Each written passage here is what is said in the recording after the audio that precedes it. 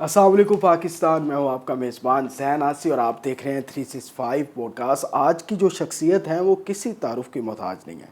ان کا سیاست میں آنا، نہ صرف سیاست، اگر مذہبی حوالے سے دیکھا جائے تو ختم نبوت کے حوالے سے بھی ان کی کافی خدمات ہیں، اور ایک ایسے حلقے سے ہیں جو حلقہ کافی زیادہ خبروں کی زینت میں ہمیشہ رہتا ہے۔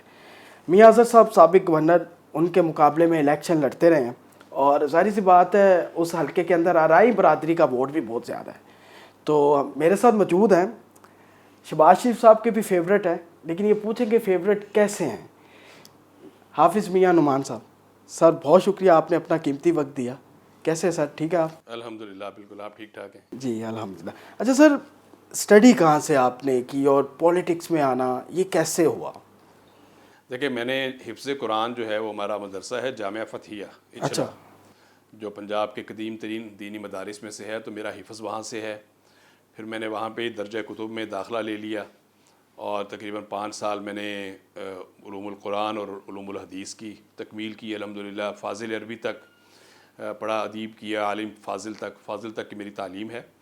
اور اس کے بعد میں پھر ڈائریکٹلی میری جو گریجویشن ہے وہ گورنمنٹ کالج لاہور سے، میں فرسٹ ایئر میں گورنمنٹ کالج میں گیا اور گریجویشن میں نے وہاں کی۔ اور اس کے بعد پھر میرا جو پوسٹ گریجویشن اور جو میرا ڈپلومہ ہے وہ سوئٹزرلینڈ سے ہے، ہوٹل مینجمنٹ میں۔ اچھا، جی ہاں، تو میری تعلیم جو فورن ایجوکیشن میری سوئٹزرلینڈ سے ہے جی۔ تو ہوٹل مینجمنٹ اور پولیٹکس یہ کوئی میچ نہیں کرتی چیزیں؟ بس وہ اصل میں اس زمانے میں ہمارے والد صاحب کا ایک تھا کہ جی ہم نے ہوٹل کاروبار میں آنا ہے، بزنس میں آنا ہے۔ تو پھر وہ یہی فیصلہ ہوا کہ ہم، ظاہر ہے کہ سوئٹزرلینڈ جو ہے یہ ایک پوری دنیا کا سینٹر ہے ہاسپٹیلٹی کے حوالے سے، اور آپ کو پتہ ہے کہ دنیا کے ٹاپ کے سکول جو ہیں ہاسپٹیلٹی مینجمنٹ کے، وہ سوئٹزرلینڈ کے اندر ہیں۔ ایسے ہی ہے، نو ڈاؤٹ۔ تو وہاں کے پر ایک ٹاپ کے سکول کے اندر میں نے ایڈمیشن لیا، اور الحمدللہ وہاں پہ میں نے تکمیل کی اپنے کورسز کی۔ البتہ یہ ہوا کہ بعد میں کبھی ہوٹل بنانے کا ابھی تک وہ اس طرف ہم گئے نہیں۔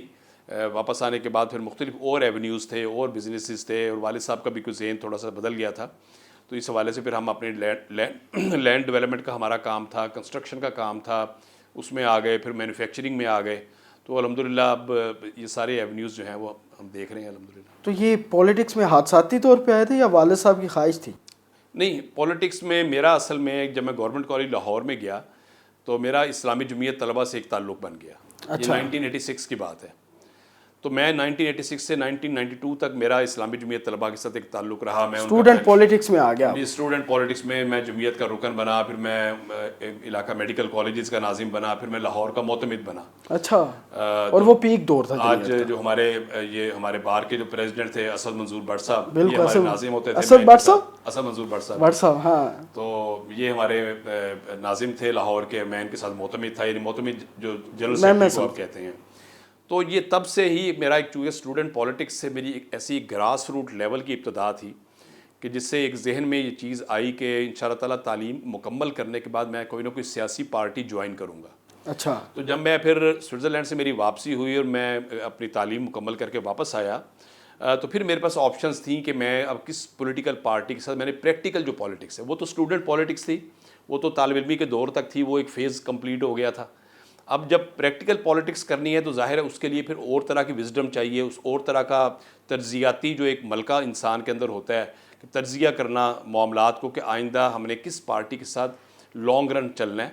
تو وہ پھر الحمدللہ میرا جو ذہن اسی بات پہ فوکس ہوا کہ پریکٹیکل پولیٹکس انشاءاللہ تعالیٰ میں نے پی ایم ایل این کے ساتھ کرنی ہے، اور 1995 سے آن ورڈ میں پی ایم ایل این کے ساتھ اٹیچ ہوں، اور بڑے زیادہ اٹیچ ہیں۔ اچھا میاں صاحب، این اے 129 ہے آپ کا حلقہ، اور اس سے پہلے میرے خیال سے میاں اظہر کے مقابلے میں آپ تھے، اور تقریباً آپ کو 71,540 ووٹ پڑے تھے، اور ان کو تقریباً 1,03,718 کے قریب 30,000 کی تھی۔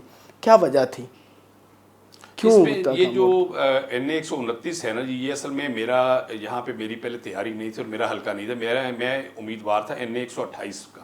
ٹھیک ہے، میں یہ تب کی بات بتا رہا ہوں، میاں نواز شریف صاحب نے مجھے این اے 128 کی ٹکٹ دے دی تھی، لیکن وہ آپ کے علم میں ہے کہ وہ آئی پی پی کے ساتھ جب سیٹلمنٹ کا معاملہ آیا، سیٹ ایڈجسٹمنٹ کے معاملے میں، اس میں پھر یہ والی سیٹ این اے 128 کی کمپرومائز کرنا پڑ گئی پی ایم ایل این کو۔ تو میاں نواز شریف صاحب نے اور میاں شہباز شریف صاحب نے پھر مجھے یہ کہا کہ جی آپ NA-129 سے الیکشن لڑ لیں. تو ظاہر ہے کہ NA-129 20-21 چودھری اختر رسول صاحب کو دی تھی سیٹ, وہ ٹکٹ ملی تھی تب. نہیں وہ تو 2013 کی یہ ابھی کی بات. اچھا 2013 کی بات ہے. وہ تو PP-148 ہوتا تھا تب. اپنا میں MP چونکہ آپ کے علم میں ہے کہ میں 2008 سے 13 PP-148 اچھرا سے, سمن آباد سے, شادمان, شاہ جمال, پکی ٹھٹی کے علاقے سے میں MP رہا. اور میاں اسلم اقبال صاحب کو میں نے تقریباً 26,000 کے ووٹوں سے, میاں اسلم اقبال صاحب کو آپ نے ہرایا تھا. 26,000 کی لیڈ سے میں نے ہرایا تھا. اور لیکن اس کے بعد 2013 میں تھوڑا سا سینیریو چینج ہو گیا, ٹکٹ مل گئی چودھری اختر رسول صاحب. کیوں, مطلب ان کو کیوں ترجیح دی گئی آپ کے اوپر, کیا وجہ تھی؟ ہماری یہ جو PMLN ہے, یہ حالانکہ وہ الیکشن ہار بھی گئے تھے, یاد صادق جیتے تھے. بالکل بہت بڑی پولیٹیکل پارٹی ہے. تو ظاہر ہے کہ انٹرنل بہت سارے مسائل ہوتے ہیں, بہت ساری چیزیں, لابیز ہوتی ہیں, وہ ایک اپنا کام کر رہی ہوتی ہیں. تو میرا خیال ہے کہ یہ پولیٹیکل پارٹیز میں آپ کا پارٹ آف پالیٹکس ہوتا ہے کہ بعض دفعہ انہونیاں بھی ہو جاتی ہیں. تو یہ انہونی ہے. دیکھیں میرے ساتھ تو 2-3 دفعہ انہونی ہوئی ہے. ایک تو انہونی یہ ہوئی کہ 2013 میں یہاں سے ٹکٹ چودھری اختر رسول صاحب کو مل گئی. میرے بڑے بھائی ہیں چودھری صاحب جو ہے, میں ان کی بڑی عزت کرتا ہوں, بڑی رسپیکٹ کرتا ہوں. اور ابھی آپ دیکھیں کہ 2024 میں NA-128 میں تقریباً 90% میں کیمپین کر چکا تھا. اور میرا وہ آبائی حلقہ بھی تھا, میں جہاں سے 2-3 الیکشن لڑ چکا تھا. تو وہاں سے یک مجھے NA-129 میں جانا پڑ گیا. لیکن میں نے پارٹی کے مفادات, ظاہر پارٹی مفادات جو ہیں وہ بالا تر ہیں. ایسے ہی ہے. اور میں تو ایک ورکر ہوں, میں میاں نواز شریف صاحب کا ایک ورکر ہوں, شہباز شریف صاحب کا ایک ورکر ہوں. اور میرا تو کام یہ ہے کہ اگر مجھے کوئی وہ ایڈوائز کرتے ہیں تو اس پر عمل کرنا. تو انہوں نے مجھے ایک ایڈوائز کی, انہوں نے کہا جی اس وقت آپ کو تھوڑا سا کرنا پڑے گا. اور ظاہر ہے کہ ان کا بھی دل نہیں تھا, لیکن ظاہر ہے کہ ایڈجسٹمنٹ تھی, وہ بڑے لارجر لیول کے اوپر تھی. ایک بڑے یعنی دونوں بھائیوں کے فیوریٹ کینڈیڈیٹس ہوتے ہیں, وہ اس میں فیصلہ ہوتا ہے کہ کس کو کہاں ایڈجسٹ کرنا ہے, یہ چیزیں ہیں. اس میں یہ انالیسز ہوتا ہے, یہ پورا اس کے بیک گراؤنڈ میں کس کو ٹکٹ کہاں سے دینی ہے, اور کس کو الیکشن کون سا لڑوانا ہے, اور کسی کو لڑوانا ہے یا نہیں لڑوانا. اس کی بیک گراؤنڈ کے اوپر بہت زیادہ سرویز اور پوری ایک بیک گراؤنڈ اور ہسٹری ہوتی ہے جس کی بنیاد پر فیصلے ہوتے ہیں. وہ صرف فرد واحد, تو سروے کے مطابق آپ کا حلقہ آپ کا تھا میاں صاحب. فرد واحد جو ہوتا ہے نا, میں آپ کو بتاؤں, فرد واحد جو ہے وہ فیصلہ نہیں کرتا PMLN کے اندر. اس کے بیک گراؤنڈ کے اندر آپ کی پوری ایک ہسٹری ہوتی ہے. پارٹی ڈیسائیڈ کرتی ہے جب الیکشن کور کمیٹی بھی ہوتی ہے, کور کمیٹی ڈیسائیڈ کرتی ہے اور پارٹی ڈیسائیڈ کرتی ہے کہ کس شخص کو ہم نے الیکشن اس دفعہ لڑوانا ہے, اس دفعہ نہیں لڑوانا. پہلے یہ ایک لسٹ بنتی ہے. پھر جب وہ کہ جی اس کو لڑوانا ہے تو اب اس کو MP کا لڑوانا ہے یا MNA کا لڑوانا ہے, پھر ایک یہ لسٹ بنتی ہے. ٹھیک ہے. تو یہ ایک پورا میکانزم ہے, ایک بڑا آرگنائزڈ طریقہ ہے, اس کے مطابق ہی الٹیمیٹلی فیصلے ہوتے ہیں. اچھا یہ سب جیل بھی آپ گئے ہیں اور آپ کے اوپر صاف پانی کا مقدمہ تھا, وہ مقدمہ صحیح تھا یا آپ کے ساتھ انتقام ہوا ہے؟ نہیں, میرے پاس صاف پانی کا کوئی مقدمہ نہیں ہوا. صاف پانی کا نہیں تھا. وہ میں لاہور پارکنگ کمپنی کا چیئرمین رہا تھا. ٹھیک ہے. 2012 سے آپ کے علم میں ہے کہ 2012 میں 2008 سے آنورڈ, بلکہ 2013 کی بات پہلے کرتا ہوں کہ جو شہباز شریف صاحب نے ایک ماڈل انٹروڈیوس کرایا تھا کہ جو دنیا میں گورننس کا ماڈل ہے, جو ایک ماڈرن طریقہ کار ہے اور جو سمارٹ ماڈل, وہ یہ ہے کہ آپ جو فنکشنز آف دی گورنمنٹ ہیں وہ آپ آؤٹ سورس کرتے ہیں, اور پرائیویٹ کمپنیز, آپ کمپنیز کے موڈ کے اندر کام کرتے ہیں, اور پرائیویٹ سیکٹر سے جو ایکسپرٹ لوگ ہیں اور پروفیشنل لوگوں کو ہائر کر کے ان سے کام لیا جاتا ہے. آپ استنبول کا ماڈل دیکھ لیں, لنڈن کا ماڈل دیکھ لیں, آپ دبئی کا ماڈل دیکھ لیں کہ پرائیویٹائز کیا گیا. سرکاری افسران کی جو انٹرونشن ہوتی ہے وہ صرف مانیٹرنگ کی حد تک ہوتی ہے. مین کام پرائیویٹ سیکٹر کر رہا ہوتا ہے بائی آؤٹ سورسنگ. ایسے ہی ہے. اچھا, وہی ماڈل جو ہے وہ شہباز شریف صاحب نے, آپ کو علم میں ہے کہ وہ انٹروڈیوس کروایا. پنجاب میں تقریباً مور دین 50 کمپنیز وجود میں آئیں, اور بہت ساری کمپنیز تھی جو پروفٹ اینڈ لاس کے اوپر رجسٹرڈ تھی, بہت ساری کمپنیز تھی جو فنڈڈ کمپنیز تھیں جس کو حکومت پنجاب فنڈنگ کرتی تھی. ان کمپنیز نے ایک بڑا پروفیشنلزم آیا, پروفیشنل لوگ اندر آئے, ڈیلیورنس شروع ہو گئی, اور اسی بنا پر لاہور پارکنگ کمپنی کا قیام عمل میں لایا گیا. ہم نے استنبول پارکنگ کمپنی کا جو ایس پارک کے نام سے, وہ ایک ماڈل ہم نے اسٹڈی کیا. ہمیں وزیر اعلیٰ صاحب نے کہا کہ آپ استنبول جائیں, آپ ان کا ماڈل دیکھیں. اور اسی طرح جو ہمارا پارکنگ کا نظام ہے پورے پنجاب کے اندر, ہم نے اس کو آرگنائز کرنا ہے, اور اس کو بجائے اس کے کہ ہر کو تقریباً 200 ٹھیکیدار کام کر رہے ہیں لاہور میں, اور ہر ٹھیکیدار جو ہے وہ مینیورنگ کرتا ہے, اور ایکسپلائٹیشن کرتا ہے, طوفان بدتمیزی مچا ہوتا تھا, اور ویریشن تھی, فیس سٹرکچر کے اندر بڑی ویریشن تھی, کہیں پہ 50 روپے لے رہا ہے, کہیں پہ 30 روپے لے رہا ہے, کہیں پہ 100 روپیہ, کہیں 500 روپیہ, ایسے ہی ہے. یعنی لوکیشن ٹو لوکیشن یہ ٹھیکیداروں کے جو ریٹ تھے ویری کرتے تھے. تو اس کو ایک یونیفارمٹی کی شکل دینے کے لیے شہباز شریف صاحب نے ہمیں کہا کہ جی آپ استنبول پارکنگ کارپوریشن کا ماڈل دیکھیں کہ کس طرح انہوں نے پورا شہر مینیج کیا ہوا ہے, اس ماڈل کو لاہور میں لے کر آئیں. ٹھیک ہے. تو وہ پھر ہم باقاعدہ ترکی گئے, وہاں پہ ہم نے پورے ماڈل کا اسٹڈی کیا, ان کی ہم نے بلکہ کولیبریشن کی, ان کے ساتھ ان کی کنسلٹنسی بھی لی, انہوں نے بھی ہمیں اس میں گائیڈ کیا. پھر یہاں پر لاہور پارکنگ کمپنی وجود میں آئی. بالکل. اور لاہور پارکنگ کمپنی نے آپ کے علم میں ہے کہ لاہور کی خوبصورتی میں بھی اضافہ کیا, اور ایک آرگنائزڈ مینر کے اندر پورا پارکنگ کا نظام, آن سٹریٹ آف سٹریٹ پارکنگ, جو ڈیڈیکیٹڈ سپیسز تھیں, جو پارکنگ پلازاز کی پوری جو تھی اس کو آرگنائز کرنا اور اس کو پورا کنٹرول اس کا تھا, وہ لاہور پارکنگ کمپنی نے کر کے دکھایا. اور اہم ترین چیز یہ تھی کہ ریونیو کے اندر ریمارکیبل اضافہ ہوا, یعنی انبلیویبل اضافہ. یعنی وہ خود جب میرا یہ کیس چل رہا تھا اور نیب نے جب مجھے کسٹڈی میں لیا, تو ہم نے جب میری بیل جو تھی, جب یہ عظمت سعید صاحب مرحوم ہوتے تھے جج, اور ان کے ساتھ قاضی امین صاحب تھے اور اعجاز الاحسن صاحب تھے, یہ جب بینچ بیٹھا اور میری بیل کی پیٹیشن ان کے پاس لگی, تو انہوں نے ہمیں, ہمارے وکیل کو یہ کہا جی کہ مجھے آپ 4 سال کا جو لاہور پارکنگ کمپنی نے جتنا ریونیو جنریٹ کیا اس کی ڈیٹیل چاہیے, کیونکہ 2012 سے 16 تک کا میرا ٹینیور تھا, اور اس سے پہلے جو 4 سال تھے وہ بھی چاہیے, اس کی بھی ڈیٹیل چاہیے تاکہ کمپیریزن ہو سکے. تو اب میں آپ کو بڑی مزے کی بات بتاؤں کہ جو ہمارے سے پہلے کی جب ڈیٹیل آئی 2000 اپنا تقریباً 9 سے لے کے 2012 تک کی 4 سال کی, تو اس کے اندر تقریباً 160 ملین روپیز جو ہیں, 16 کروڑ روپیہ سرکاری خزانے میں 4 سال میں جمع ہوا تھا. ٹھیک ہے. جب 2012 سے 2016 کی رپورٹ گئی اور وہ ججوں نے دیکھ کے وہ حیران پریشان ہو گئے کہ تقریباً 800 ملین 80 کروڑ روپیہ, اتنا زیادہ فرق, 80 کروڑ کا ریونیو جنریٹ ہوا تھا, اور جو سارا گورنمنٹ کے خزانے میں جمع ہوا تھا. لیکن میں آپ کو اس لیے بتا رہا ہوں کہ دیکھیں یہ جو ایک وکٹمائزیشن ہوئی اس دور کے اندر, وکٹمائزیشن ہوئی جہاں پر عزت داروں کو بے عزت کیا گیا نیب کے ذریعے, نیب کے قوانین کے ذریعے سے جس طرح لوگوں پر ظلم کیا گیا, زیادتیاں کی گئی, لوگوں کا کاروبار تباہ کرنے کی کوشش کی گئی, اور ایک فیک کیسز بنائے گئے.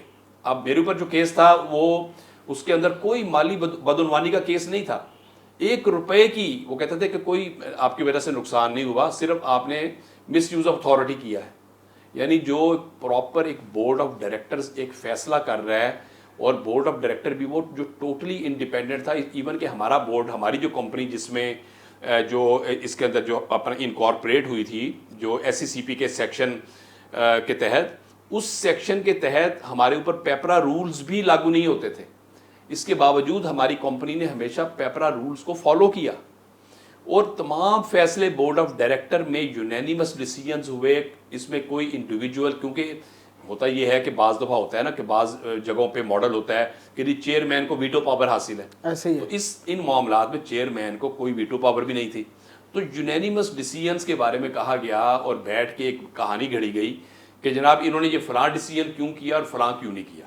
یعنی اب آپ سے 10 سال کے بعد آپ کے ڈیسیجنز کے بارے میں پوچھنے لگ جائے, جب میں ایک ٹیبل پہ بیٹھا ہوا اور میں ایک ایگزیکٹو ہوں, میں ایک چیئرمین ہوں, میں نے تو ڈیلی ڈیسیجن لینے ہیں, میرا تو اس کے بغیر گزارا نہیں ہے. ہو سکتا ہے میری اسٹریٹجی بعض دفعہ ٹھیک نہ ہو, لیکن میں نے ڈیسیجن تو لینا ہے, میں نے اپنا فنکشن آف دی گورنمنٹ چلانا ہے. میں نے, کیونکہ یہ چلتا ہوا دریا ہے, چلتے ہوئے چشمہ ہے, اس کو روک نہیں سکتے آپ کہ آپ جناب پینڈنگ کر دیں, ڈیسیجن پینڈنگ نہیں ہو سکتے. تو وہ ایک سارے بالکل جو صحیح پروسیس سے سارے کام ہوئے تھے, اس کے اوپر انہوں نے کہا نہیں جناب آپ نے یہ فلاں ڈیسیجن یہ کیوں کیا اور فلاں کیوں نہیں کیا. یہ کیس تھا جی ٹوٹل. جب آپ جیل میں گئے میاں صاحب, تو کیا آپ کی روٹین کیا ہوتی تھی, بیرک کیسا تھا ایک پولیٹیکل قیدی کا, مطلب ابھی کیونکہ عمران خان صاحب بھی جیل کے اندر ہیں اور تمام سیاسی جتنے بھی لیڈر ہیں وہ ایک دفعہ جیل ہو آئے ہیں, آپ بھی جب جیل میں تھے, ساتھ رفیق صاحب آپ کے ساتھ ہی تھے جیل میں, تو کیا ہوتا تھا جیل میں, کس طرح کا ماحول تھا, انوائرمنٹ کیا تھا, لوگوں کو بتائیں پتہ چلے. دیکھیں جیل بڑی سخت جیل تھی جی اس وقت. اچھا اس وقت سخت تھی, بڑی سخت تھی, اچھا بہت زیادہ. کیا مطلب کیا اس لیے تھی کہ عمران خان صاحب ڈائریکٹ مانیٹرنگ کرتے تھے. اچھا ڈائریکٹ مانیٹرنگ تھی کہ ان کے پنکھے بند کرا دو, اچھا ان کے کولر بند کرا دو, کتنا سائز ہوتا تھا ان کا کھانا بند کرا دو. 8x8 کی چکی میں ہم 2 لوگ رہتے تھے.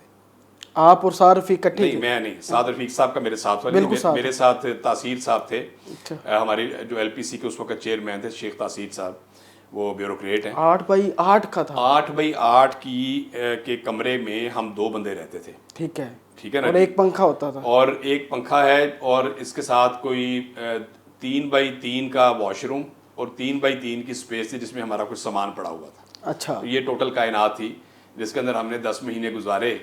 اور باہر آنے کی اجازت نہیں ہوتی تھی, نماز پڑھنے کی؟ نہیں, وہ تو ایک دیکھیں جیل کا ایک پورا انوائرمنٹ ہے, ایک پورا رول ہے. اس میں ہوتا یہ ہے کہ وہ چکی جو ہوتی ہے نا, آپ سن رائز کے ساتھ اس کا لاک کھول دیتے ہیں. اب باہر بیرک ہے, بیرک میں آپ اپنے گھوم پھر سکتے ہیں, اپنا ادھر آپ گیم کریں, ادھر بیٹھ جائیں, اور اسی طرح سن سیٹ کے ساتھ ہی دوبارہ آپ لاک ہو جاتے ہیں. ٹھیک ہے. تو وہ ہم اس طرح ہم نے پھر تقریباً 10 مہینے گزارے. لیکن اس میں اس وقت بڑا ایک ڈپریشن کا ماحول تھا, اور چونکہ نیب کے قانون کے اندر اس زمانے میں آپ کو یاد ہوگا کہ بیل کی آپشن نہیں تھی. تو بیل حاصل کرنے کے لیے آپ کو کانسٹیٹیوشنل پیٹیشن کرنی پڑتی تھی باقاعدہ ہائی کورٹ میں. تو ہم نے بھی اس طرح پیٹیشن کی تو ہماری ریجیکٹ ہو گئی. اب ریجیکٹ ہونے کا مطلب یہ ہے کہ اب آپ سپریم کورٹ جائیں, تو سپریم کورٹ کا مطلب یہ ہے کہ 6 مہینے آپ آگے چلے گئے.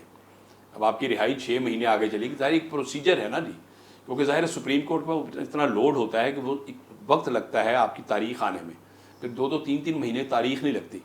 تو مطلب یہ سارا جو ہے ایک مایوسی کا بڑا ایک اس طرح تھا کہ کھانے میں کیا ہوتا تھا جو جیل کا کھانا, باہر سے گھر کا کھانا ہم نے کھانا جو ہے وہ بائی کورٹ آرڈر کروا کے گھر کا کروایا ہوا جب نہیں تھا بائی کورٹ آرڈر تو تب کیا تھا کھانا؟ نہیں, میرا تقریباً 4-5 دن ایسے گزرے کہ جس میں گھر کا کھانا نہیں آیا تھا شروع میں. کیا تھا اس میں, کیا ہوتا تھا ایک قیدی کے لیے؟ کھانا جو قیدیوں کو دیتے ہیں اس کا سٹینڈرڈ اچھا سپرنٹینڈنٹ آ جائے تو اچھا مینٹین ہو جاتا ہے. اس میں آپ کا چکن ہوتا ہے, اس میں کوئی سبزی پکی ہوتی ہے, 7 روٹیاں دیتے ہیں, اور مطلب ٹھیک ہے جیل کا کھانا اتنا برا نہیں ہے, ٹھیک ہوتا ہے, ایک سٹینڈرڈ کے مطابق ہوتا ہے. وہ میں نے بتایا کہ وہ سپرنٹینڈنٹ وہ مانیٹرنگ کے نتیجے میں کبھی بہتر ہو جاتی ہے اس کی کوالٹی, کبھی اس کی ڈیٹیریٹ کر جاتی ہے.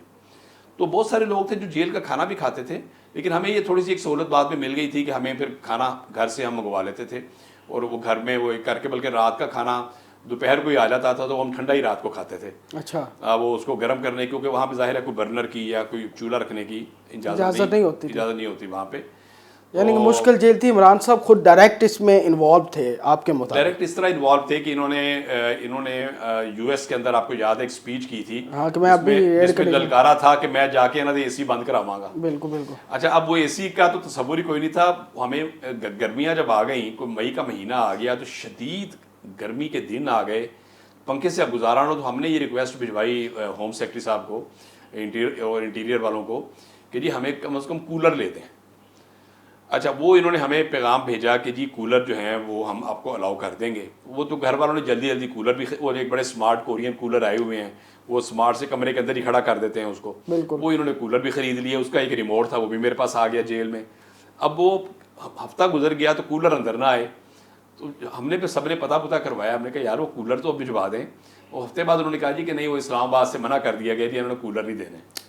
تو وہ گرمی میں ٹائم پورا ہم نے اسی طرح پوری, پھر جو مونسون کا موسم تھا اور شدید حبس کا موسم اور شدید ترین گرمی کا موسم. یہ سب آپ نے جیل گزاری بڑی مشکل, اور ابھی عمران خان صاحب بھی وہی کر رہے ہیں, تو کیا یہ مکافاتی عمل ہے یا ٹھیک ہو رہا ہے؟ دیکھیں, میں سمجھتا ہوں کہ بلا وجہ تو کسی کو بھی اندر نہیں رکھنا چاہیے. عمران خان صاحب بلا وجہ اندر نہیں, ایک دن بھی نہیں رکھنا چاہیے. تو جو کیسز ہیں عمران خان صاحب ان کو فیس کر رہے ہیں. دیکھیں, ہم نے اس دور میں آپ نے دیکھا کہ مریم نواز صاحبہ نے کیس فیس کیے. میاں نواز شریف صاحب نے وزیر اعظم ہوتے ہوئے 1 سال پورا 100 سے زیادہ پیشیاں بھگتی. آپ کے علم میں ہے کہ اس سے زیادہ اس دنیا کی تاریخ میں کسی وزیر اعظم نے اتنی دفعہ کورٹ میں پیش نہیں ہوا جو نواز شریف نے اور نواز شریف کی بیٹی نے جو ریکارڈ قائم کر دی ہے. دنیا کی تاریخ میں اتنا لمبا کوئی لیڈر جیل میں بھی نہیں رہا جو ابھی عمران خان صاحب ہے. یہ بات نہیں ہے. بات یہ ہے کہ نواز شریف صاحب نے وزیر اعظم ہوتے ہوئے جس انداز کے اندر پورا ان کا ایک ٹرائل کرایا گیا, اور پھر میڈیا ٹرائل بھی کیا گیا, اور پھر جو کورٹوں نے ڈرٹی رول پلے کیا, اور جس انداز کے اندر اور پورے پنجاب کا جو کمپنیز کا سٹرکچر تباہ کیا اور کروایا گیا, اور آج تک آپ اس کو بھگت رہے ہیں کہ جو آپ دیکھیں. اور اس کے بعد عثمان بزدار نامی ایک شخص کو لا کے پنجاب کے اندر جو بٹھایا گیا، جو ایک کونسلر بننے کے قابل نہیں تھا، 14-15 کروڑ عوام کی قسمت اس کے ہاتھ میں دے وسیم دی اکرم گئی. پلس تھا ان کا ویسے. جب وہ نہ تھا سی نا، وہ تو پھر وہ تو پھر قوم اچھا میاں صاحب ادھر میرا ایک سوال ہے. وہ تو قوم نے دیکھا کہ پورے پنجاب میں گندگی کے ڈھیر لگ گئے. نو ڈاؤٹ، میں بالکل مجھے وہ نہیں پسند. اچھا میاں صاحب آپ کو پریشرائز تھا جب وکٹمائزیشن ہو رہی تھی، جس میں ایک جنرل کا نام بھی آتا ہے جس کا ابھی کورٹ مارشل بھی ہونا ہے، ان کی جانب سے بھی کوئی پریشرائز کیا گیا تھا پارٹی چھوڑنے کے لیے؟ کیونکہ لاہور کے امیر ترین لوگوں میں آپ کا شمار ہوتا ہے ایک بزنس مین، تو آپ کو کوئی اس طرح کا، کیونکہ کھوکھر صاحب کو ہوا تھا، ان کو کافی زیادہ پریشرائز کیا گیا تھا، آپ کو بھی کیا گیا تھا؟ نہیں، مجھے کسی طرف سے کوئی اس طرح کا پریشر نہیں میرے پر ڈالا گیا. تو دیکھیں میں وہ بات کہوں گا جو سچ ہے، یعنی کسی بھی طرف سے مجھے یہ نہیں کہا گیا، آج تک کوئی پیغام نہیں آیا تھا کہ جی اگر آپ پارٹی چھوڑ دیں گے تو ہم آپ کو چھوڑ دیں گے یا ہم آپ کو رہا کر دیں گے. یہ والا پریشر مجھے نہیں آیا. اچھا، بالکل نہیں آیا.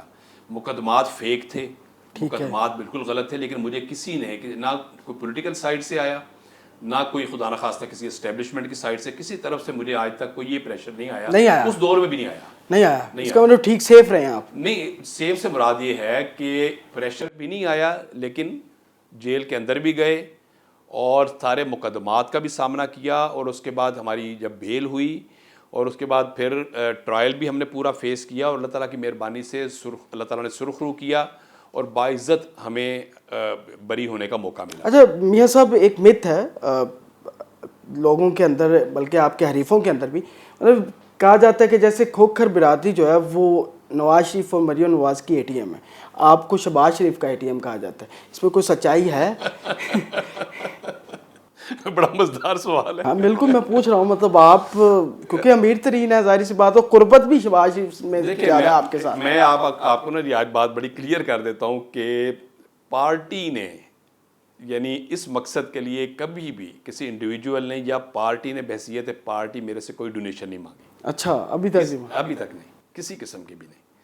دیکھیں یہ پارٹی جو ہے وہ ان چیزوں سے بہت بالا تر ہے، اور پارٹی کو مطلب ہم تو ایک ورکر ہیں، پارٹی یہ بہت بڑی پارٹی ہے اور اس کا ایک فنڈنگ کے اپنے طریقہ کار ہیں، اس میں لوگ فنڈنگ کرتے ہیں. ہاں اگر کوئی جلسہ جلوس آ جاتا ہے، کوئی بہت بڑا ایونٹ آ جاتا ہے، اس کے لیے پارٹی کہتی ہے جی آپ یہ میاں صاحب لاکھ روپے آپ نے دینا ہے، کنٹریبیوٹ کرنا ہے جی، اب فلاں جی کسی کو 2 لاکھ ڈال دیا، کسی کو 1 لاکھ ڈال دیا. یہ ایک جو ایونٹس ہوتے ہیں بہت بڑے بڑے، جب جلسے آ جاتے ہیں، کوئی میگا ایونٹس آ جاتے ہیں، اس کے لیے بعض دفعہ پارٹی سارے اپنے M P As, M N As کو، اپنے سینئر ورکرز کو، مطلب اس کو پورے وائڈ رینج پورے پاکستان لیول پر پیغام دیتی ہے کہ جی آپ اپنے کنٹریبیوشن کریں تاکہ پارٹی کا جو فنکشن ہے، میگا فنکشن، وہ ہو جائے. تو یہ تو ساری دنیا کی پارٹیاں کرتی ہیں. اس کے علاوہ کبھی کسی کی طرف سے نہ کوئی ڈیمانڈ آئی، اور الحمدللہ خدا نہ خواستہ کبھی کسی نے کوئی ٹکٹ کے لیے کوئی یا اپنا اس طرح اشارہ بھی کیا ہو، یعنی اس طرح بھی کبھی نہیں ہوا. اور الحمدللہ نہ میں نے کبھی اس طرح اس حوالے سے کوئی ڈونیشن اس پوائنٹ آف ویو سے کہ خدا نہ خواستہ مجھے کوئی ذاتی طور پر یہ کہے جی کہ جناب ہمیں فنڈنگ کریں یا ہمارا گھر پورا کریں، یہ الحمدللہ بالکل نہ شہباز شریف صاحب. اچھا میاں صاحب ایک اور سوال ہے کہ جب عثمان بزدار صاحب وزیر اعلیٰ تھے تو کسی دور دراز علاقے میں گئے تو ایک اماں نے پہچانا نہیں، تو ساتھ جو بیوروکریٹ تھے انہوں نے کہا جی یہ شہباز شریف لگے نے.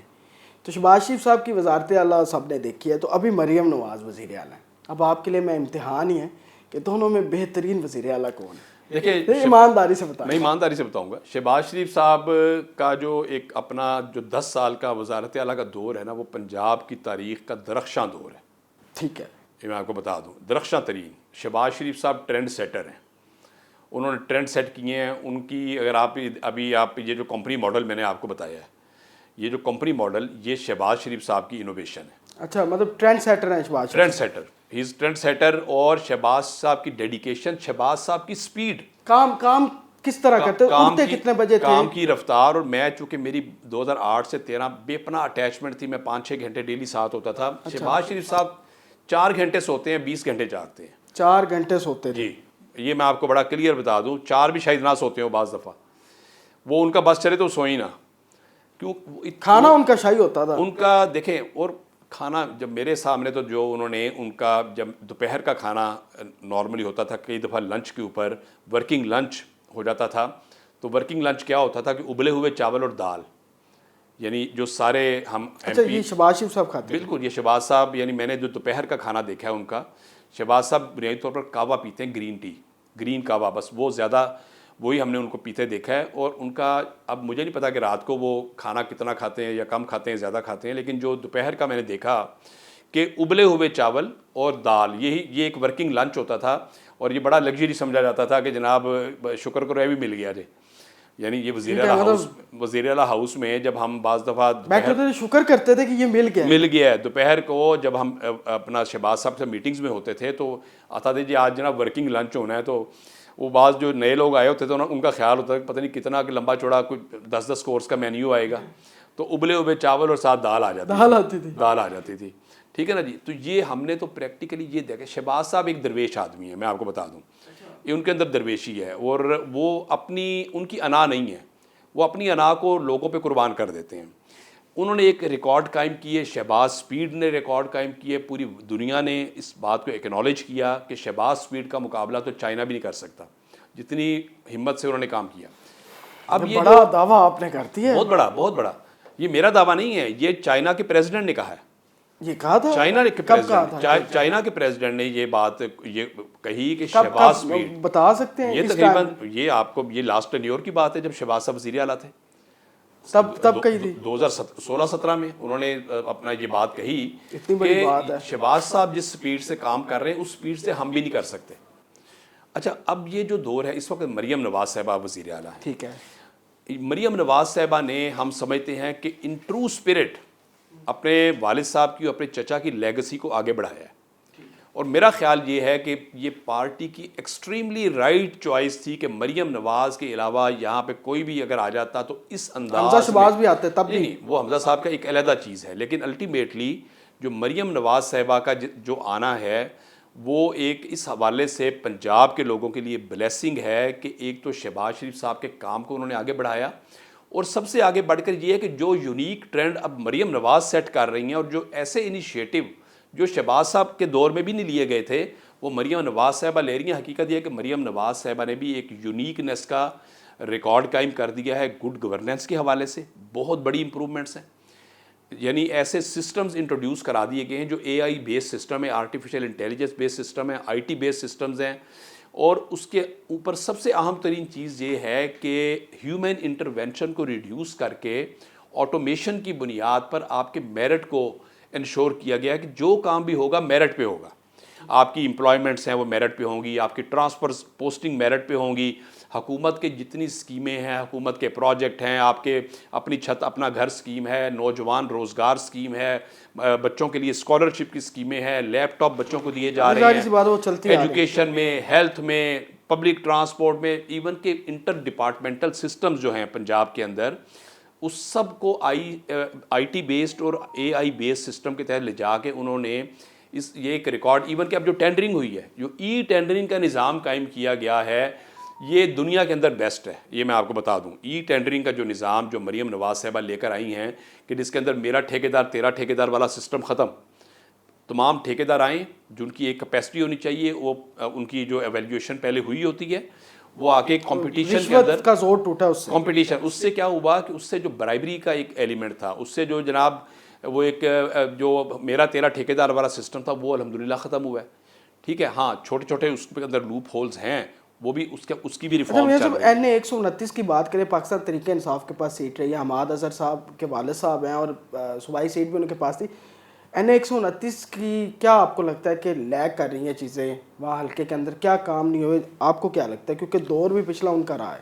اب دیکھیں کہ 2018 میں اس سیٹ کو نون لیگ سے چھینا گیا بالکل. یہاں پہ نقب لگایا گیا اور آپ کے مطابق اس وقت کی 47 بالکل نقب لگایا گیا اور اس سیٹ کو جو چھینا گیا. اب اس کے بعد جو وہاں سے ایم این اے منتخب ہوئے، میں نام نہیں لینا چاہ رہا، مناسب نہیں ہوتا، ان کو دوبارہ اس حلقے کے عوام نے زندگی میں کبھی نہیں دیکھا. اچھا 2018 سے 2024 تک اگر آپ ٹینیور پورا دیکھ لیں تو وہ جو موصوف ہیں وہ حلقے میں دوبارہ نہیں گئے اور ان کا کوئی نمائندہ بھی نہیں گیا، اور ڈیولپمنٹ کے کام 0/0، کوئی ڈیولپمنٹ نہیں. اور وزیر اعلیٰ بنا دیا عثمان بزدار کو. نہ فیڈرل لیول پر کوئی فنڈنگ تھی اس حلقے کے لیے، کوئی ڈیولپمنٹ کے کام تھے نہ صوبائی لیول پہ تھی، کیونکہ انہوں نے تو ویسے ڈیولپمنٹ کے کام آپ کے علم میں ہے کہ 3 سال ان کا بجٹ، پنجاب کا بجٹ لیپس ہوتا رہا، آپ کے ایکسپینڈیچر ہی کوئی نہیں تھے. نہیں تھا.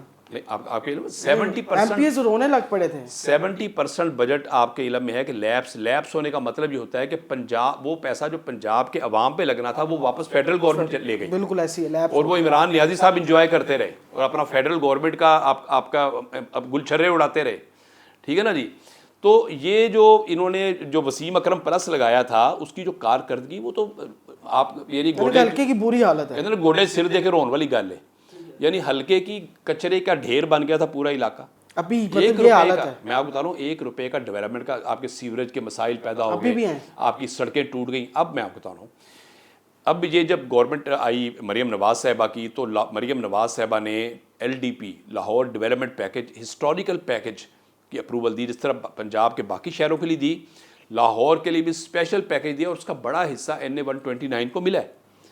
اور وہ الحمدللہ ایگزیکیوٹ ہو رہا ہے تقریباً 1 سال سے. اس وقت بھی آپ کے ہماری بے شمار اسکیمیں مکمل ہو گئی ہیں، بہت سی اسکیمیں پائپ لائن کے اندر ہیں. کیونکہ دیکھیں یہ جو الیکشن ہے نا NA 129 کا جو ابھی آیا، یہ تو اللہ کے حکم سے آیا ہے. ٹھیک ہے. یہ تو کوئی کسی ہماری خواہش کی بنیاد پہ، تو ایک انہونی ہے نا، انہونی بھی نہیں ہے، حکم الہی ہے. حکم الہی ہے. اللہ کا حکم آگے پیچھے نہیں ہو سکتا، ورنہ الیکشن تو آنا تھا 5 سال بعد. لیکن وہ، اور یہ جو اسکیمیں تھیں جتنی ڈیولپمنٹ کی، یہ پائپ لائن میں تھیں آلریڈی. آپ دیکھیں کہ پورے علاقے کی کوئی UC ایسی نہیں ہے، کوئی محلہ ایسا نہیں ہے جہاں پر ڈیولپمنٹ کا کام نہیں ہو رہا یا نہیں ہوا. آپ کے مقابلے میں چودھری ارسلان صاحب ہیں، انہی کے فیملی ممبر ہیں، نوجوان ہیں. آپ الیکشن جیت جائیں گے، یہ نہ ہو کہ پتہ چلے. میرا خیال ہے کہ وہ ان کے جو نمائندے، وہ تو بجاش نیازی صاحب ہیں، وہ بھی عمران خان کی تصویر تو وہ لگا رہے ہیں، وہ بھی لگاتے ہیں. نہیں میرا خیال ہے آپ پہلے چیک کروا لیں. اس کا مطلب آپ نیازی صاحب ہیں، آپ زین بھائی آپ ان سے ذرا پہلے یہ کنفرم کر لیں کہ آپ کا کینڈیڈیٹ کون ہے. اچھا، یہ آپ کو ایک فائدہ آئے گا، یہ ایک تھوڑا سا ایج ملنا ہے آپ کو. اچھا میاں صاحب، ویسے MN بڑا جب ووٹ مانگنے جاتا ہے، کیونکہ مریم نواز صاحبہ جو ہیں وہ انکروچمنٹ کروا چکی ہیں، اور یہ ایک جمہوریت کے اندر یہ بڑا مشکل فیصلہ ہوتا ہے. اور ظاہر سی بات ہے ٹھیک ہے، اور ڈائریکٹ ووٹ بینک جو ہے نا آپ کا ہاتھ سے نکل رہا ہوتا ہے، کیونکہ MNA کے پاس چیزیں آ رہی ہوتی ہیں. دوسرا TLP والا واقعہ ہو گیا، اس سے بھی بڑا بیک لیش ہے، آپ کو فیس کرنا پڑ رہا ہے یہ ساری چیزیں نہیں. دیکھیں جو اینٹی انکروچمنٹ ڈرائیو ہے نا جی، اس کے اوپر تو ہے 0 ٹالرنس. بالکل ہے، لیکن آپ نے ووٹ مانگنا ہے نا. اب وہ ٹھیلا لگانے والا بھی آپ کا ووٹر ہے. میں آپ کو ایک بات بتاؤں، دیکھیں جب آپ ایک اچھے کام کا آغاز کرتے ہیں، جس کام کی قانونی حیثیت اور شرعی حیثیت، 2 حیثیتیں ہیں. رائٹ آف وے کو کلیئر رکھنا اور رائٹ آف وے کو بلاک کرنا گناہ کبیرہ ہے شرعی طور پہ. اس لیے کہ حضور اکرم صلی اللہ علیہ وسلم فرمایا کہ راستے کا پتھر ہٹا دینے سے بھی انسان جنت واجب ہو جاتی ہے، یعنی جنتی ہو جاتا ہے انسان کسی کے راستے کا پتھر ہٹا دے. اس کے بجائے آپ پورا راستہ بلاک کر دیں، آپ پھٹے لگا لیں، آپ آگے کر کے تو آپ رائٹ آف وے 40 فٹ کا موقع پہ آپ کو 8 فٹ ہو جائے، خواتین کا گزرنا مشکل ہو جائے، اور آپ یعنی تباہی پھیر دیں، اور جو آپ پبلک پلیس کو اکوپائی کر لیں اپنی تجارت کے لیے، آپ کی دکان خالی پڑی ہو اور آپ باہر دکان سے جا کے بیٹھے. آپ کو بیک لیش نہیں آ رہا اس کا؟ کوئی بیک، دیکھیں میں وجہ کیا ہے، یعنی شروع میں آپ کو بتا رہا ہوں، شروع کے اندر یہ ایک ضرور لوگوں کے گلے شکوے شکایات آئیں، لیکن الٹیمیٹلی پبلک اس کے اوپر 99% جو پبلک ہے وہ اس پہ راضی ہے کہ رائٹ آف وے جو ہیں وہ کلیئر ہونے چاہیے. ایک تو یہ ہے کہ یہ حکومت کی یہ پالیسی بہترین پالیسی ہے، ہم اس کی بالکل سپورٹ کے اندر ہے، اور ہم اپنے بھائیوں سے، اپنے ٹریڈر سے ہم یہ کہتے ہیں کہ آپ اپنی دکان کے اندر کام کریں، اللہ زیادہ برکت ڈالے گا اس میں. ٹھیک ہے. اور آن دی ادر ہینڈ جو جتنے لوگ جو ریڑھیوں والے تھے، چھابڑیوں والے تھے، ان کو بڑے آرگنائزڈ مینر میں آپ نے دیکھا کہ جگہ جگہ بڑی خوبصورت کاٹیج نما ریڑیاں بنا کے دی جا رہی ہیں، کاؤنٹرز بنا کے دیے جا رہے ہیں آرگنائزڈ وے میں. انہی ریڑی والوں کو ان کی باقاعدہ رجسٹریشن کر کے، یہ ایک بہت بڑا آپریشن اس وقت چل رہا ہے الحمدللہ. ٹھیک ہے نا جی. دوسرا جو آپ نے ابھی جو اور سوال کیا تھا؟ اچھا میاں صاحب، میں نے عطا تارڑ صاحب کے ساتھ انٹرویو کیا تھا جب وہ الیکشن بلاول بھٹو صاحب کے ساتھ خلاف لڑ رہے تھے. میں نے کہا کیا کریں گے آپ جیت جاتے ہیں، پہلے بھی نون لیگ ادھر رہی ہے. انہوں نے کہا جی میں ریکارڈ فنڈز لے کر آؤں گا اور میں اوپر کھڑے ہو کے خود لگاؤں گا. اور یہ میرا بڑا چلا بھی تھا اور کافی زیادہ، اور بعد میں وہ آئے بھی اپنے آپ کے. اب آپ कैमरे के सामने अपनी आवाम को, अपने हल्के को क्या करेंगे अगर आप इलेक्शन जीत जाते हैं? देखिए, एक तो ये है कि डेवलपमेंट के काम तो रूटीन में ऑलरेडी चल रहे हैं। आप नया क्या करेंगे? हमारी कोशिश ये है कि दिसंबर जनवरी तक हमारे मेजर जो मसाइल, पूरे इलाके की मैं लेवल की बात कर रहा हूँ, पूरे एनए की, कि उसमें सीवरेज के मसाइल इंशाल्लाह हमने हल करने हैं दिसंबर जनवरी तक। हमने साफ़ पीने के पानी की फराहमी के को इंश्योर करना है दिसंबर जनवरी तक। हमने सुई गैस का प्रेशर जो है वो मेंटेन करवाना है। हमने अब तो गैस दोबारा मीटर भी लग रहे हैं। हमने जो लेस्को के जो ट्रांसफार्मर्स हैं वो हमने इंश्योर करना है कि वो ओवरलोडेड ट्रांसफार्मर ना हो, जो ट्रिप करते हैं, जो धमाके मारते हैं। हमने ट्रांसफार्मर्स की रिप्लेसमेंट, उनकी अपग्रेडेशन करवानी है। लेकिन जो सबसे बड़ा प्रोजेक्ट मेरा, जो 2-3 मेरे जो मेजर टारगेट्स हैं, इंशाल्लाह ताला इस इलेक्शन के बाद अल्लाह ताला की ज़ात ने मेहरबानी फरमाई तो मैंने ये जो हमारे गली महल्ले, हमारी छोटी गलियाँ, बड़ी गलियाँ, हमने इनको तारों के गुच्छों से पाक करके हमने यहाँ पे इंसुलेटेड वायर लेके आनी है। ये मैंने देख लें, मैंने बाद में आ जाना खुद कैमरा लेके। आप बिल्कुल आइएगा और इंशाल्लाह ताला आप देखेंगे, क्योंकि मैं जो कहता हूँ मैं करके दिखाता हूँ। और आपके इल्म है कि मैं लेस्को का चेयरमैन रहा हूँ, बोर्ड के चेयरमैन भी रहे हैं, तब आपने अपग्रेडेशन नहीं करवाई? मैंने 4000 के लगभग ट्रांसफार्मर लगवा के दिए अक्रॉस लेस्को डोमेन। आपको पता है कि 65 लाख सारिफीन हैं लेस्को के, 3 करोड़ की आबादी, 5 अजला हैं। जितनी बड़ी रिहेबिलिटेशन, और आपके इल्म है कि मीडिया इस चीज़ को रिकॉर्ड करता होता था कि उतनी बड़ी रिहेबिलिटेशन और पब्लिक फैसिलिटेशन जो हमारे दौर में हुई लेस्को में, कभी आज तक लेस्को की तारीख में नहीं हुई। इसको सब लोग एक्नॉलेज करते हैं। 7 लाख के लगभग मीटर जो पेंडिंग, जहाँ पर पेंडेंसी 11 मंथ पे थी, उस पेंडेंसी को हम 15 डेज़ पे लेकर आए। तो ये हमने प्रोवाइड किए। हमें अल्हम्दुलिल्लाह इस काम को करवाना आता है। इसमें मरकज़ी हुकूमत की फ़ंडिंग भी हम लेंगे इंशाल्लाह, सूबाई हुकूमत से फ़ंडिंग लेंगे। हमने इस पूरे अपने एनए को लाहौर के माथे का झूमर बनाना है। और किस तरह बनाना है? हमने ज़ेर ज़मीन निज़ाम को भी ठीक करना है, सफाई के निज़ाम को भी ठीक करना है, और ऊपर की जो फ़ज़ाई आलूदगी है, जो ये तारों के गुच्छे लटक रहे होते हैं, जो इंतहाई गलाज़त है, इसको हमने ख़त्म करके इंसुलेटेड वायर पे लेके आना है। तो इंशाल्लाह हमारी ये गलियां यूरोप की गलियों का मुकाबला देख लें, मैंने आ जाना है, मुझे टाइम फ्रेम दे दे कि इस टाइम में ज़हन आप चक्कर लगा लेना। नहीं, वो हमने इलेक्शन के फ़ौरन बाद हमने इस काम के लिए शुरू हो जाना है। चलो, अगले इलेक्शन से पहले मैंने चक्कर लगाना इंशाल्लाह उससे बहुत पहले काम हो जाएगा। चलें, उससे बहुत पहले इंशाल्लाह काम होगा। ये अब अगर आप जीत जाते हैं, क्या आपको मिनिस्ट्री की ऑफर है? क्योंकि राना मसूद साहब भी आपके, और वैसे भी वज़ीर आज़म साहब आपके फेवरेट हैं और आप करीबी भी हैं, क्या आपको मिनिस्ट्री की इससे पहले ऑफर नहीं हुई? या नहीं, मुझे देखें, बात यह है कि मुझे पार्टी ने टिकट दी है। मैं मियाँ नवाज शरीफ साहब का और मियाँ शहबाज शरीफ साहब का बेपनाह मशकूर हूँ। उनके बड़े एहसानात हैं मेरे ऊपर, और मैं उनका एक वर्कर हूँ। जो पार्टी मेरे लिए फ़ैसला करती है, मैं उस पर हमेशा मुतमईन होता हूँ। और मैंने आपको बताया कि मेरे साथ बड़ी अनहोनियाँ हुई, लेकिन मैंने पार्टी का साथ नहीं कभी छोड़ा। ठीक है, जो बंदा अनहोनियाँ बर्दाश्त कर लेता है ना, पार्टियों में वही सर्वाइव करता है। तो अल्लाह ताला की मेहरबानी से आज अल्लाह की ज़ात ने जो इज़्ज़तें अता फरमाई हैं मुझे, और जिस तरह मुझे मियाँ नवाज शरीफ साहब ने मेरे ऊपर एतमाद का इजहार करके मुझे दोबारा टिकट दी है इस इलाके से, तो इसकी बुनियादी वजह क्या है? इश्तियाक साहब के ऊपर आपको तरजीह दी गई है। देखिए, मेहर साहब मेरे बड़े भाई हैं, पहली बात तो ये है, और मेरे लिए इंतहाई काबिल कदर। हरीफ कह रहे हैं पैसा चला है, वो मेरा नहीं ख्याल कि मैंने तो आज तक इस तरह की बात नहीं सुनी कि किसी ने ये बात कही या सोची भी हो। आपके आप ही तो कट के लिए आए हो। नहीं, आपके हल्के के अंदर ये कह रहे हैं। तो बात ये है कि यानी कि झूठ है। मेहर इश्तियाक साहब भी मेरे बड़े भाई हैं, राना मशहूद साहब भी मेरे बड़े भाई हैं, और मेरा ताल्लुक़ इनके साथ, राना मशहूद साहब के साथ 39 साल का है। अच्छा, 39 ईयर्स का ताल्लुक़ है। इनके जो छोटे भाई हैं वो मेरे कोलीग हैं, हम गवर्नमेंट कॉलेज इकट्ठे रहे, राना असदुल्ला साहब। तो मेरा इनका बड़ा आपस में मोहब्बत का, बड़ा कॉर्डियल, बड़ा एक रिस्पेक्ट का रिश्ता है अल्हम्दुलिल्लाह। और मेहर साहब से मेरा तकरीबन मेरा ताल्लुक़ मेहर साहब के वालिद साहब से था। अच्छा, ये अगली जनरेशन है, मेरे से बड़े हैं, लेकिन मेरा ताल्लुक़ मेहर मुश्ताक साहब से था। ये और 97-98 से मेरा ताल्लुक़ था। तो फिर मेहर इश्तियाक साहब भी मेरे बड़े भाई हैं, इसलिए अल्हम्दुलिल्लाह हमारे दरमियान में कोई ऐसी चीज़ नहीं, हम मिल के चल रहे हैं अल्हम्दुलिल्लाह। गलत अफवाहें जो हैं वो फैलाई जा रही नहीं, गलत है वो तो गलत। ठीक है। अच्छा, नवाज शरीफ साहब और शहबाज शरीफ साहब दोनों वजारत उज़्मा में, क्योंकि मियाँ साहब तो बड़े मियाँ साहब तो कर चुके हैं, छोटे मियाँ साहब कर रहे हैं, दोनों में क्या फ़र्क है आपको लगता है, कौन बेहतर है? देखिए, मियाँ नवाज शरीफ साहब जो हैं वो लीडर हैं, और मियाँ नवाज शरीफ साहब जो हैं, अल्लाह ताला की ज़ात ने उनको करिश्मेटिक पर्सनैलिटी बनाया है। जो मियाँ साहब से मिलता है मियाँ साहब का हो जाता है। यानी मेरी अपनी ज़िंदगी के तजर्बात हैं कि मियाँ साहब जो मोहब्बत दे देते हैं, जो उन तक पहुँच गया, और जो भी पहुंच गया, या जो मतलब है कि वर्कर का जो एक होता है ना कि वर्कर को अकोमोडेट करना, वर्कर की इज्जत करना, पार्टी کچھ لوگ ہوتے ہیں جو پارٹی بنانے والے ہوتے ہیں, جن کے ساتھ لوگ لگ جاتے ہیں, جن کے ساتھ جڑ جاتے ہیں, جو ایک کرزمیٹک پرسن, وہ ہے میاں نواز شریف صاحب. اور میاں نواز شریف صاحب کا جو ویژن ہے پاکستان کے اندر, نواز شریف سے پہلے اس انداز کی جو ڈیولپمنٹ اور ترقی, اور آپ کو یاد ہوگا کہ نواز شریف صاحب کے دور میں جب یہ پہلی دفعہ وزیر اعلیٰ 88 میں بنے تھے, تو اس کے بعد پنجاب میں ایک ریولیوشن کا آغاز ہوا تھا انفراسٹرکچر کے پروجیکٹ, ورنہ ایک ایک پل بنتے ہوئے 10 سال لگ جاتے تھے. اور آپ یہ دیکھیں کہ شمالی علاقہ جات آپ دیکھ لیں, آپ ساؤتھ دیکھ لیں, آپ سینٹرل پنجاب دیکھ لیں, آپ اپر پنجاب دیکھ لیں, جس طرح ڈیولپمنٹ کے کاموں کا آغاز ہوا.